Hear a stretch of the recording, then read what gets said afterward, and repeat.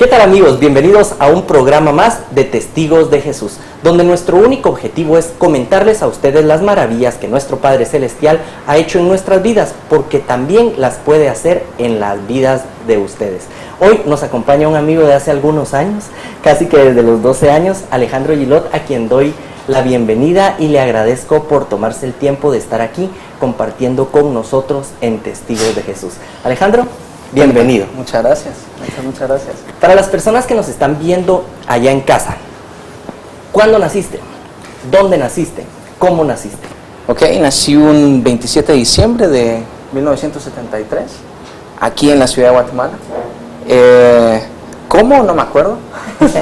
¿Qué te han contado? Pero me han contado que fue un día muy bonito, porque bueno, estábamos en esa época, de Navidad, y creo que fue un buen regalo para mis papás y para mi familia.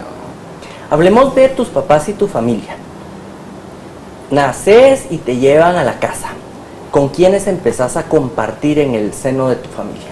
Ok, pues somos una familia, el núcleo familiar es pues mis papás, mi hermana, que es mayor que yo, y yo. Es una familia pequeña, y de hecho pues mis primeras memorias son esas, ¿verdad? Por ahí veo las fotos y veo que era un chico muy desenvuelto en el jardín. Me gustaba mucho jugar con mis carritos, con las pelotas, de ahí pues, la afición del fútbol, creo yo. Y como te digo, muy familiar, desde muy pequeño, muy familiar. Como que siempre hemos tenido, mi familia siempre ha inculcado esa importancia del seno familiar, ¿verdad? La unión familiar y el desenvolverse, pero siempre como que dándole la importancia al ámbito familiar.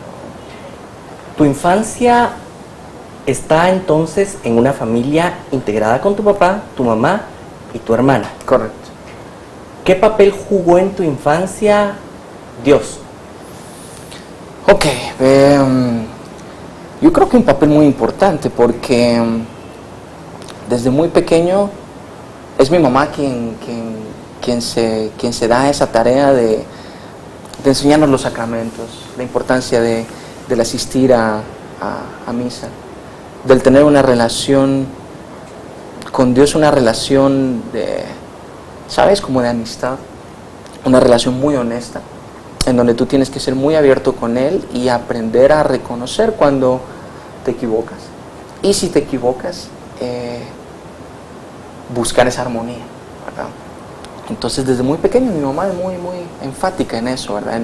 En mantener una relación de mucha honestidad con Dios. Un hogar católico, pues, siempre ha sido así. Y poco a poco en el transcurso de mi vida voy viendo cómo Dios se va manifestando en mi vida, ¿verdad? Ya cuando sos más grande, pues ya ves situaciones que son más difíciles o situaciones adversas en donde pues te abocas a Dios y ves su respuesta, ¿verdad? ¿Cómo fue tu infancia? ¿En dónde estudiaste? ¿Cómo fue tu educación, tanto académica como religiosa? Okay, pues estudié en el Colegio Americano de Guatemala, y realmente ahí no hubo mucho énfasis en la religión, ¿verdad? El énfasis en la religión venía más de casa, con el proceso de la primera comunión, de la confirmación.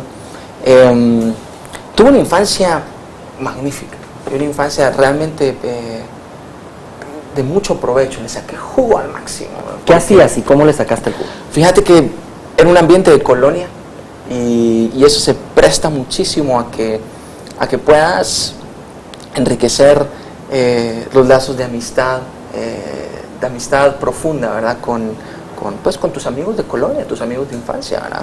Te digo, así a diario, ¿verdad? Chamuscas, salir en bici, jugar chiviricuarta,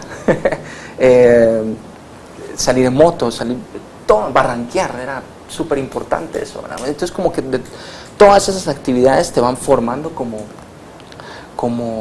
ser humano, ¿verdad? Porque te vas dando cuenta cuáles son tus gustos, ¿verdad?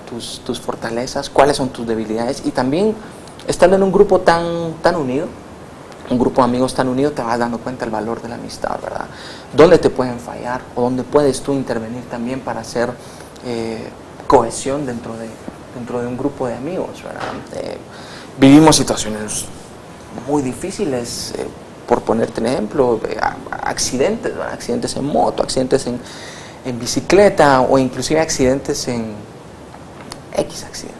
Pero ahí estabas tú, ¿verdad? Ahí estaban tus amigos, ahí estabas vos para dar una mano al necesitado, ¿verdad? Y fortalecer esos lazos de amistad, ¿verdad? ¿En dónde es esta colonia? Zona 12, en la colonia del Bosque, a un costado de la Universidad San Carlos. Entonces nos conocíamos muy bien el sector, ¿verdad? Y como te decía, hay muchos barrancos por esa área, entonces eso también nos fue puliendo mucho en las actividades extremas, ¿no? Y en esa época, tu relación con Dios era, digamos, normal de misa los domingos y nos vemos hasta el otro domingo, o en tu casa se rezaba en la mañana, en la noche, daban gracias por los alimentos. ¿Qué pasaba? Nos has comentado un poco el área de tu infancia, de jugar, de amigos, pero en el tema espiritual, ¿qué pasaba en tu infancia? La verdad que no había mucho donde trabajar. Creo que sí se quedaba en la misa dominical, se quedaba en escuchar la homilía, y siendo pequeño todavía tienes un poco de sesgo a eso, ¿verdad? Por lo menos en mi caso tenía un poco de sesgo. Todavía lo miraba como una obligación, ¿verdad? Como el tener que, cuando tal vez podía aprovechar ese tiempo para estar en la colonia jugando con mis amigos o haciendo cualquier otra cosa, tenés que ir a misa, ¿verdad? Entonces todavía lo miraba un poco así. Sin embargo, pues mi mamá siempre fue, como te digo, muy enfática en decir, no, hay que hacerlo, ¿verdad? Y el por qué hay que hacerlo lo descubrí mucho tiempo después, ¿verdad? Pero tal vez si mi relación con Dios era muy misa de domingo, y hasta ahí. Con la primera comunión voy entendiendo un poco más lo que agrada y lo que no agrada a Dios, ¿verdad? Entonces ahí como que voy poniendo un poco más de límites, ¿verdad? Y en la confirmación ya entiendo aún más, y pues de ahí ya viene la adolescencia, ¿verdad? Entonces, en esa confirmación, en esa primera comunión, ¿cuáles son las enseñanzas que sacas de esas experiencias? Creo que justamente eso, lo que agrada y no agrada a Dios. Y para tener una buena relación con Dios, debes ser obediente y debes agradarlo en todo lo que haces, ¿verdad? Entonces, en la medida que uno deja de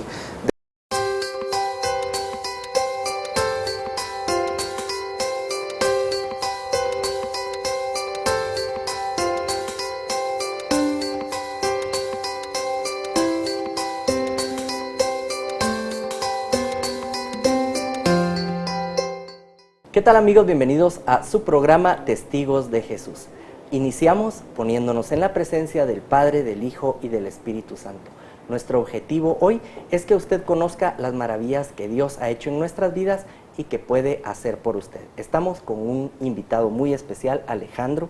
Gracias por acompañarnos, gracias por estar aquí y por compartir tu testimonio de vida con las personas a través de la pantalla. En el programa anterior hablábamos de un joven que en busca de su identidad decide ser baterista de un grupo, compra su primer batería, encuentra un grupo de amigos que se suman a este sueño y empiezan a crear canciones para el mercado guatemalteco con la banda Viernes Verde. Entonces, muchos pensarán, porque es Alejandro, le fue fácil aprender de batería y la banda creció rapidísimo. ¿Cómo fue ese proceso? ¿Qué empezaron escribiendo? ¿Qué empezaron tocando? ¿Cómo funcionaban esos ensayos primitivos de los Viernes Verde? Bueno, pues como cualquier banda, ¿verdad? En un garage con pocos recursos, pero suficientes para poder expresar lo que tenías dentro, ¿verdad? Empezamos a componer pues canciones originales. Creo que desde el principio empezamos con canciones originales. Teníamos que tener algunos covers en el repertorio como para poder llamar la atención también y de esa forma poner nuestra música, ¿verdad? Pero llegó un momento, y te digo, no dependimos mucho de los covers, porque creo que era mucho lo que teníamos dentro, ¿verdad? La facilidad fue que Omar tenía muchas ideas, ¿verdad? Y muchos...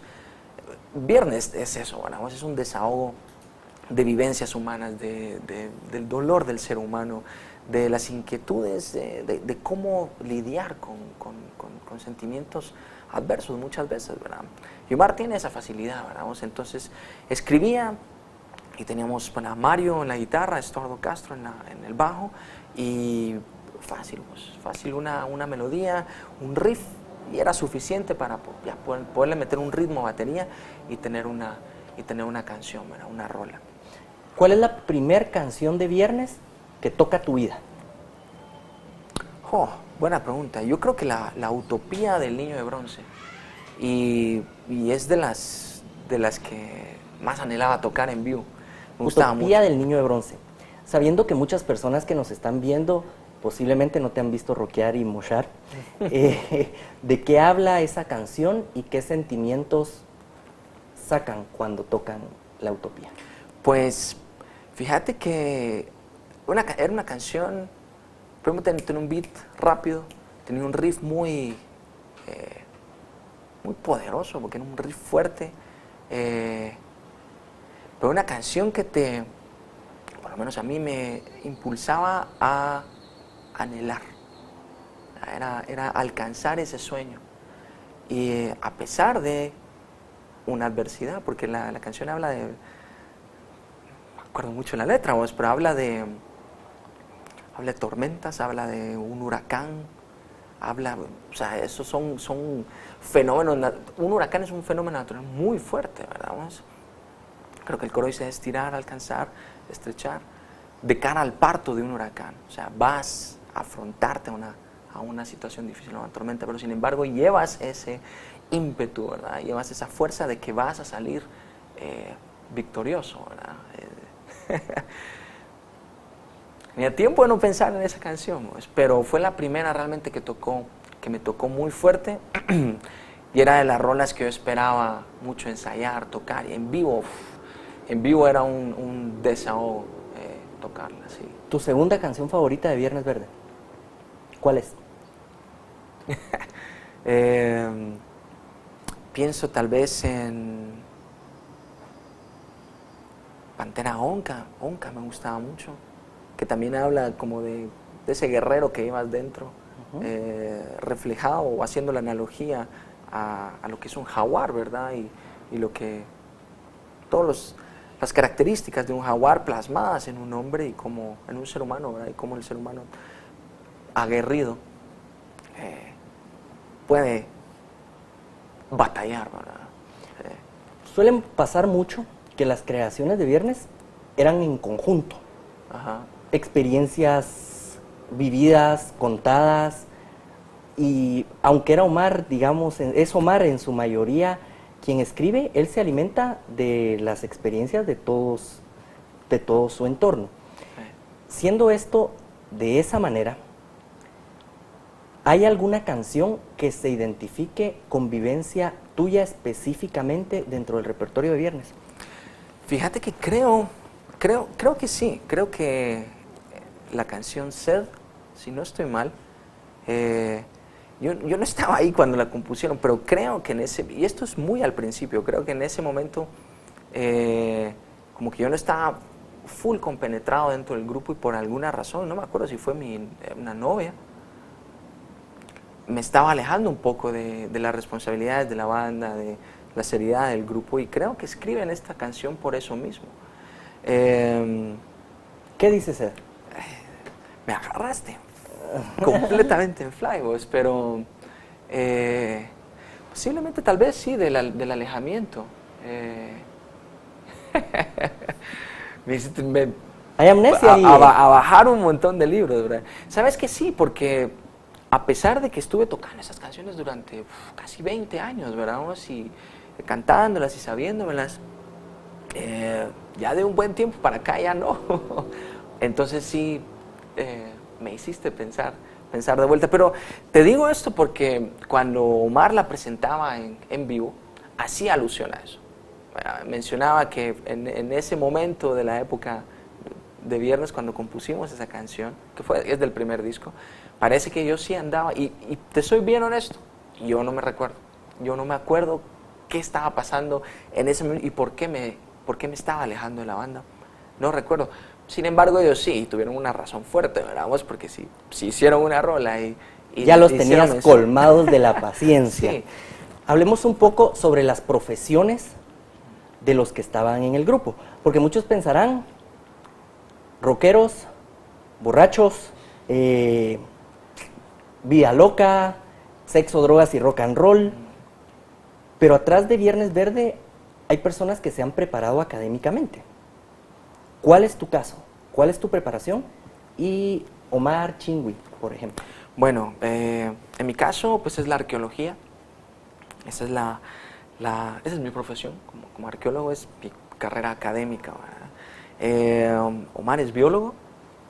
Chingui ahora, Carlos Méndez, tiene un doctorado en finanzas. Y Francisco Marroquín Toqui, arquitectura.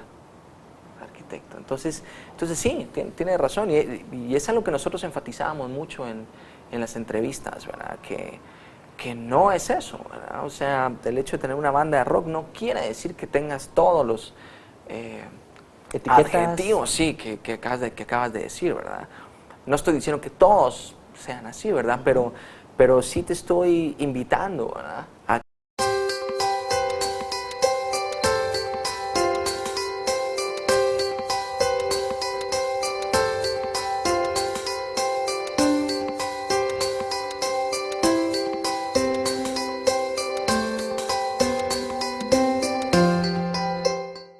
¿Qué tal, amigos? Bienvenidos a un programa más de Testigos de Jesús, donde nuestro principal objetivo es compartir con ustedes testimonios de las maravillas que Dios ha hecho en nuestras vidas, pero lo más importante, que puede hacer en su vida también. Iniciamos nuestro programa poniéndonos en la presencia del Padre, del Hijo y del Espíritu Santo y dando nuevamente la bienvenida a Alejandro Gilot. Hemos estado conversando de aquel niño que encontró en la batería la manera de sobresalir en su entorno estudiantil en el país, luego en México, luego en Estados Unidos y alcanzar la fama a través del rock and roll. Nos has estado comentando cómo tu vida se había estado complicando con temas como cigarrillo y alcohol, los habías hecho parte de tu vida, y en el programa anterior nos comentabas que estabas pasando por situaciones conflictivas al haber descuidado tu seno familiar. ¿Qué pasó en esa etapa de tu vida, Alejandro? Bueno, pues es una etapa muy, muy fuerte, es una etapa muy dura porque me veo envuelto en una situación que no vi venir, una situación que te cambia, que te desestabiliza por completo porque es como que cayeras. Fíjate que lo voy a poner así en perspectiva, ¿verdad? Te mencionaba que acabamos de sacar un quinto disco con la banda, que sentía que estaba muy bien con mi familia, y en el lado académico pues estaba muy bien también, estaba empezando un nuevo proyecto. Llega el mes de marzo 2010, entonces vamos a hacer este proyecto al Petén, al sitio de Huachactún, un proyecto de 2 meses. Terminando el primer mes teníamos una semana de vacaciones, que era la Semana Santa del 2010. Podíamos regresar a Guatemala, estar con la familia, para luego regresar a hacer el otro mes y terminar el proyecto. Pues así estaba establecido. De hecho, ya habíamos quedado en un viaje familiar a la playa de Monterrico, y sol, verano, todo a todo dar, ¿verdad? Termino el primer mes en Huachactún, regreso, un viaje por bus, llego por la noche, llega Gaby, llega Zion también por mí, mi hija, ¿verdad? Llegamos a la casa y Y pues no pasó mucho tiempo, ¿verdad? Después de haber dejado las cosas y ya estar en casa cuando pues me llevo la noticia, ¿verdad? O sea, me llevo la sorpresa que mi matrimonio ya no seguía, que ya se había llevado a una decisión en que hasta ahí, ¿verdad? Difícil porque, como te digo, no lo vi venir. Era tal mi área de comodidad y tal mi perspectiva solo hacia mí, ¿verdad? Que yo nunca tomé eso como una posibilidad, ¿verdad? Eso como una opción. Es más, cuando recibo la noticia de que ya no, imagínate la cantidad de preguntas que pasan por mi mente en ese instante, ¿verdad? ¿Por qué, verdad? O sea, ¿qué pasó, verdad? Y a pesar de que hay muchas preguntas, hay una sola respuesta, ¿verdad? Y difícil porque estaba muy sesgado. Y en ese instante yo siento caer. Así siento caer porque, como te decía en el programa anterior, pues, el tesoro más grande que un hombre puede llegar a tener, que puede llegar a cultivar y que puedes llegar a acariciar y a trabajar por él es tu familia, ¿verdad? En ese instante yo siento cómo me lo arrebatan, ¿verdad? Y muy difícil. Entonces, a pesar de todas estas preguntas y todo este sentimiento, Jonathan, yo tenía en mi corazón, ¿sabes? Un sentimiento de paz que en ese instante yo no entendía. Y yo no sabía cómo manejar ese sentimiento, porque decía, ¿cómo puede haber una voz dentro de mí o un sentimiento que me diga, tranquilo, hay paz y va a estar bien? Cuando yo miraba con mis ojos que no, que mi vida familiar, mi vida se estaba terminando, pues estaba disolviendo mi familia. No podía entenderlo, sin embargo, ese sentimiento estaba ahí. Yo me voy a dormir esa noche, amanezco al siguiente día y cuando abro los ojos, mira, en fracciones de segundo tú dices, fue un sueño. Y en fracciones de segundo te das cuenta que no, ¿verdad? Tienes ese extraño sentimiento de decir, lo soñé, pero rapidito caes en que no, ¿verdad? Y te das cuenta que en realidad tu vida está pasando por eso. Y entonces yo me levanto y digo, bueno, ok, ¿qué pasó? ¿Qué sucedió? ¿Cuáles fueron las razones? ¿Cuál fue el fruto para poder llegar a tener estas consecuencias? ¿Y por qué estoy en esto? Y mira, empiezo un análisis súper profundo. Mi conciencia, ¿verdad? A ver qué me ha llevado a todo esto, ¿verdad? Y todo ese desorden, todo ese apego, todo ese enfriamiento, toda esa falta de atención al ser más querido, que es mi esposa y mi hija, ¿verdad? Me llevó a esto.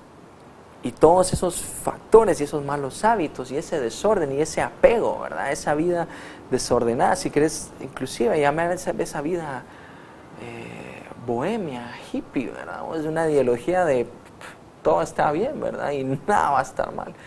Me llevó a eso, una consecuencia tremenda. Entonces, es en ese instante, después de un análisis tan profundo, que yo digo, no, hasta acá. O sea, voy a luchar por lo que más amo, que es mi familia. Y estoy dispuesto a hacer todo por mi familia.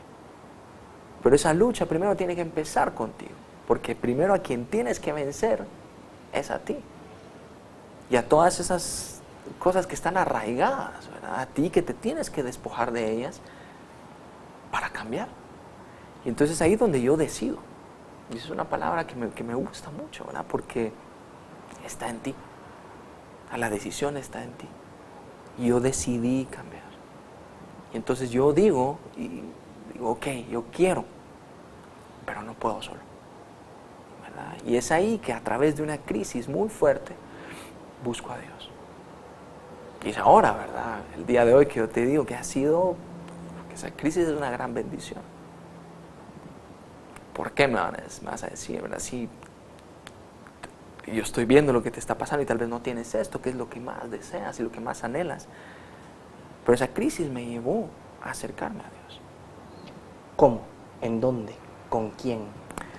Pues es en ese momento, ¿verdad?, que yo digo que quiero cambiar y quiero estar en gracia y necesito estar en gracia. Y es ahí donde acudo con el Padre Hugo Estrada, que ha sido como, bueno, el asesor de la familia, el asesor espiritual y ha sido ese apoyo espiritual que hemos tenido durante muchísimo tiempo, ¿verdad? Y bueno, pues la primera plática que tengo es